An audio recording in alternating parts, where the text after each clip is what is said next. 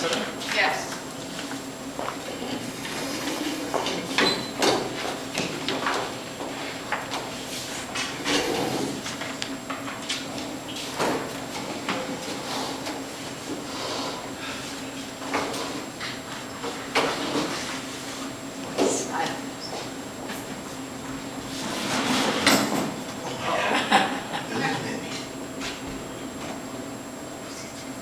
There are so many of them. You can do this. I don't think you can do this. Shut up, voice. You can do this. I can do this. I can do this. I can do this. Madam Toastmasters, fellow Toastmasters and guests, have you ever had to step out of your comfort zone and hear that little voice that tells you, you can't do this? Things like, who do you think you are? No one in your family has ever done this. Why do you think you can't do this? You're not good enough. You're not good looking enough. You can't do this. Is anyone? Oh, no. Well, thankfully, I've never had that. Because I don't have a small inner voice. Mine is loud.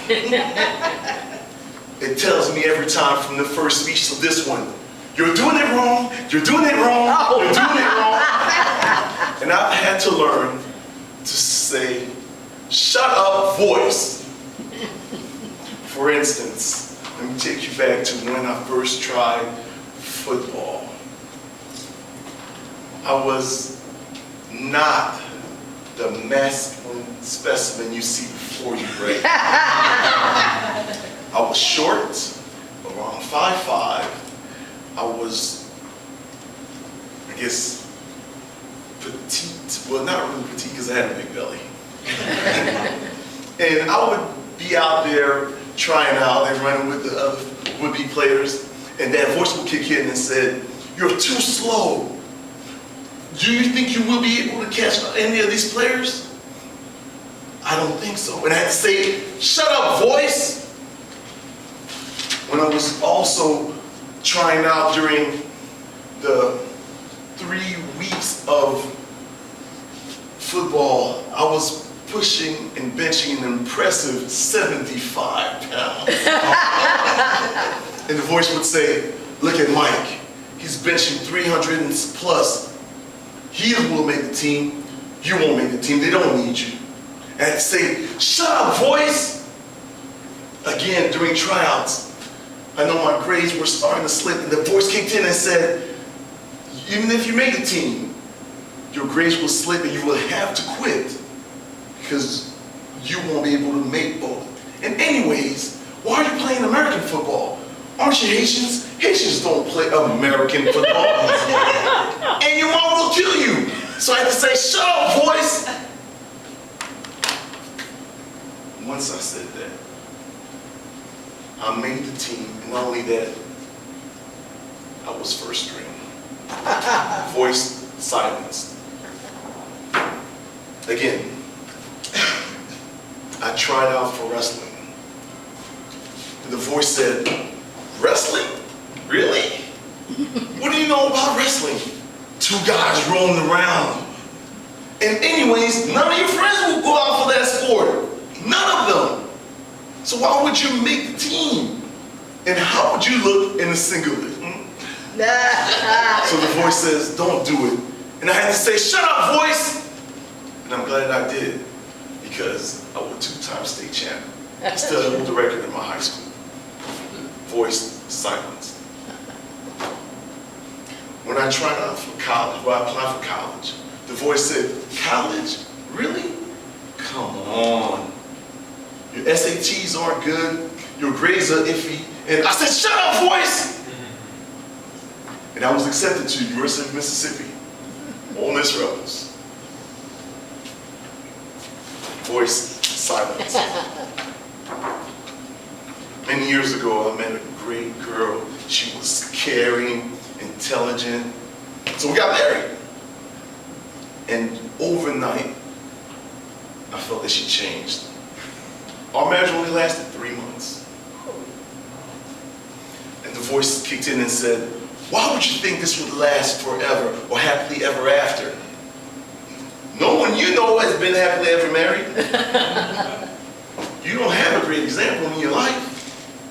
So why would you think this would work out? I said, shut up, voice! And I met a great, amazing woman. And my life has been tremendously amazing ever since. Voice, silence. And I also want to take you back to when I got to college. I was injured my freshman year, 7 surgeries. That voice kicked in and said, you won't play football after all, and you won't graduate either, because that's the only way you got to college.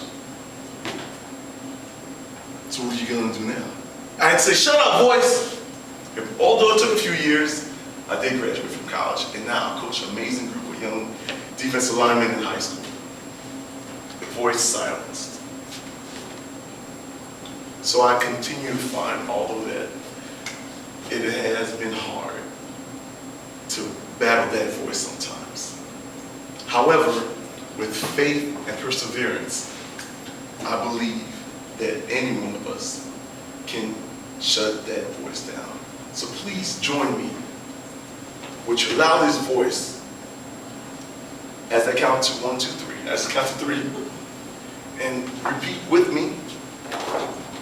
On 1, 2, 3. Shut up, voice!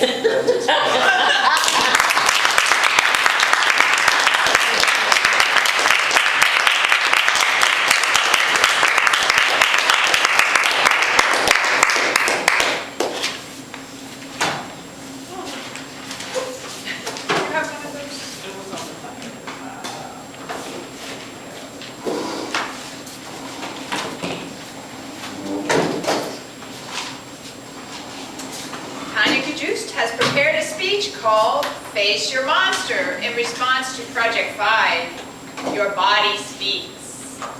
5 to 7 minute speech.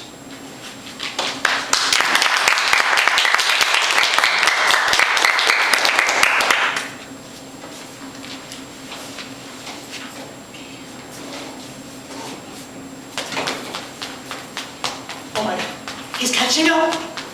I can't get away. He's catching up. I can't get away. Oh, whoa. Oh, thank God it was only a dream. And that, ladies and gentlemen, is how I woke up this morning. Madam Toastmaster, fellow Toastmasters and distinguished guests, have you ever had a nightmare? One where you're being chased, and no matter how fast you run, no matter how you maneuver, he's still catching up. He's still right there on your heels. Well, last night, I had the monster of all nightmares, and my pursuer was a large, dark, hooded figure. He was running. Well, I was running, and he was walking. And no matter how fast I went or what I did, he was still there on my heels. We all know him. Every Toastmaster knows this figure. He strikes fear in the heart of every Toastmaster, especially new Toastmasters. He is the dreaded Toastmaster evaluator.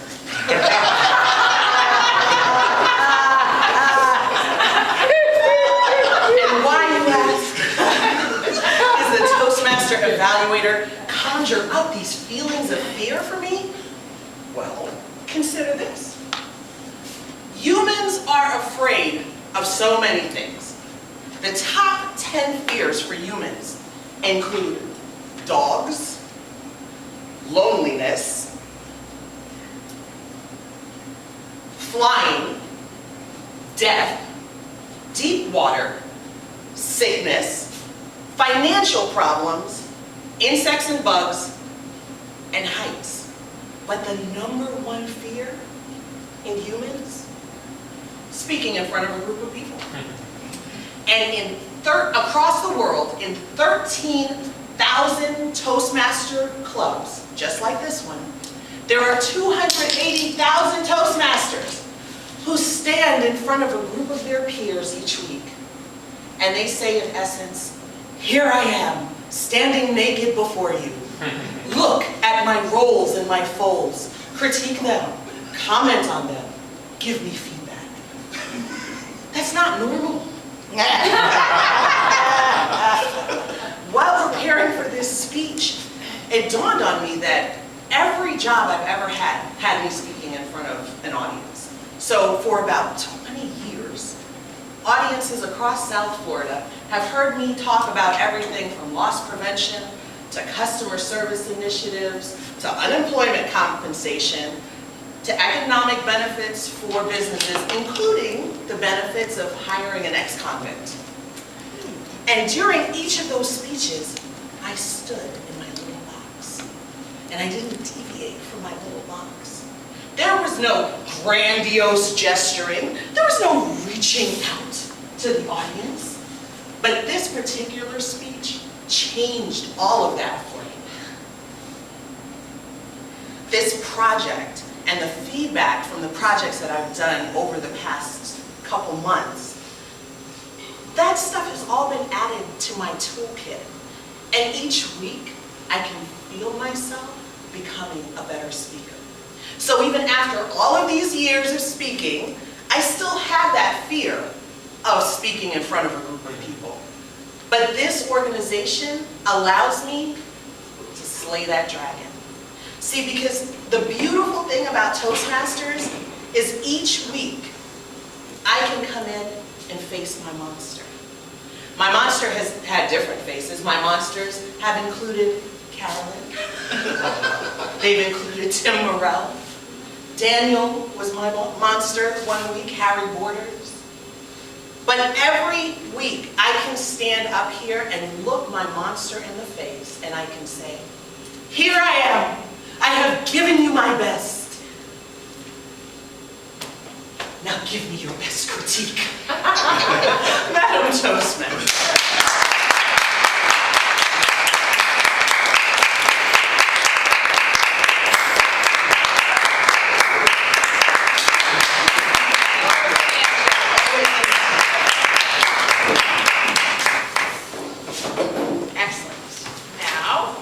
Go to the dreaded evaluation, and we have our fine leader monster here. Carolyn, will you please be? It's kind of like a monster. There you go. Never been called a monster before, but I'll take that. If you can vote for the speaker whom you thought did the best job, and Paula will pick up your votes. Now we move on to the portion of the meeting where I think we as Toastmasters get our biggest reward, and that is the evaluation portion. And we have a couple of evaluators. So evaluating speaker number 1, JC, is Diana Lloyd.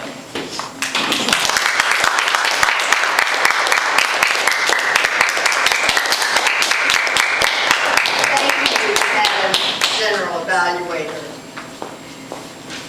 I'm after you.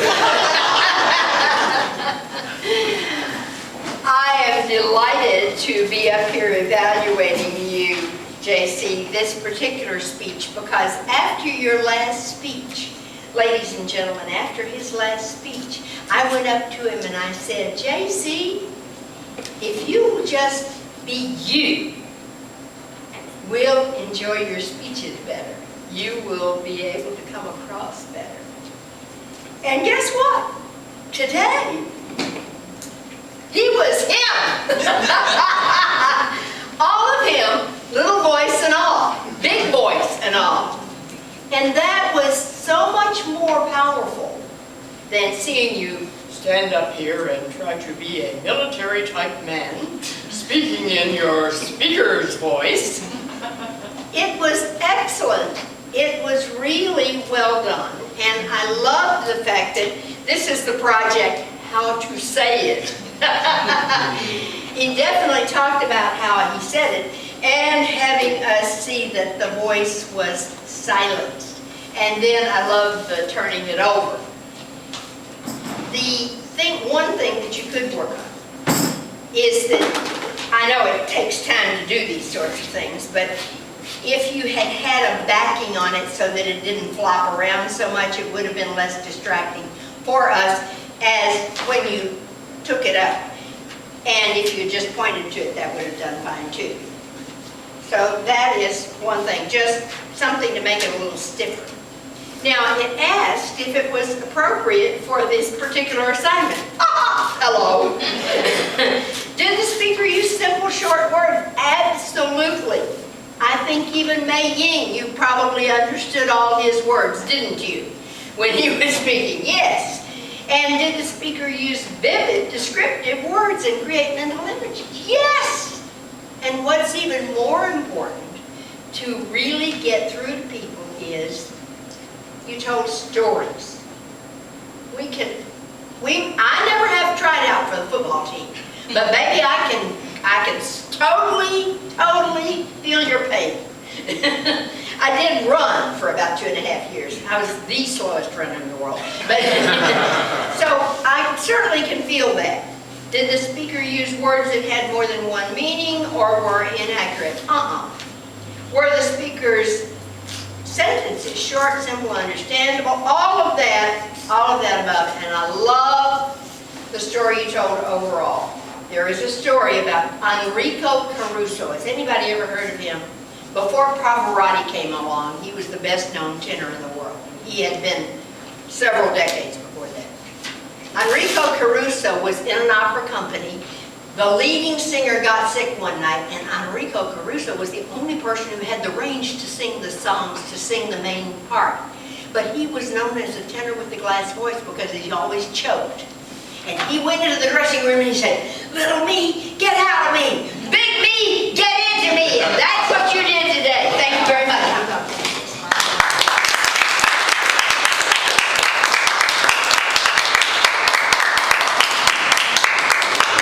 Our next evaluator evaluating Tonya is Collins.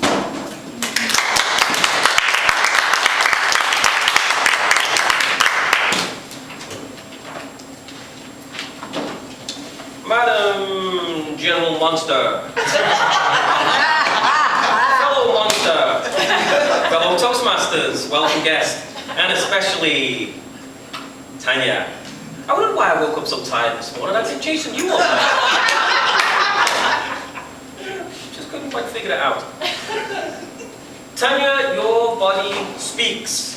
Your body speaks. This was the project that you'd been dealt today, and I think you delivered it very, very well. First off, you did a great job of getting everybody's attention, always an important feature to do. You came out running on the spot, gets everybody to look up. If somebody's there playing around with a handheld device, they're going to stop what they're doing. They're going to look up at you, find out what's going on. Brilliant job at that. You were supposed to make gestures, body movements, facial expressions, eye contact that illustrate and enhance the content of your speech, which I think you did marvelously. I think you raised your